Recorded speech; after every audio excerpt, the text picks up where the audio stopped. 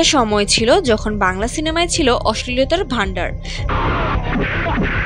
নানান রকম কুরুচিপূর্ণ দৃশ্য আর অশালীন সংলাপে যেন ভরপুর ছিল তখনকার সিনেমা। তোমার বুকে যৌবন নাই, শিল মারার আগে শরীরে কাপড় চোপড় থাকা ভালো না। সিনেমা হলে যাওয়ার আগেই বোঝা যেত ভেতরে কি আছে।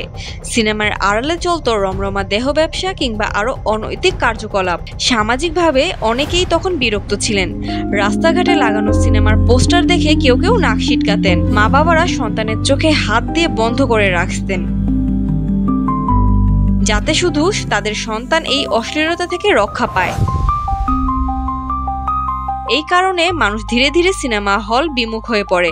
সবার মনে তখন একটাই ধারণা, বাংলাদেশে হয়তো মানসম্পন্ন সিনেমা বিলুপ্ত হয়ে গেছে। কিন্তু এই ধারণা পাল্টে দিল আয়নাবাজি দেবী, ঢাকা অ্যাটাকের মতো অসাধারণ কিছু সিনেমা। তারা আবার ফিরে আনলো সিনেমার হারানো আত্মা। আপনিও ভূত বিশ্বাস করতে শুরু করেছেন? নতুন করে দর্শকের আগ্রহ আর সিনেমা হলে গিয়ে বাংলা সিনেমা দেখার সাহস।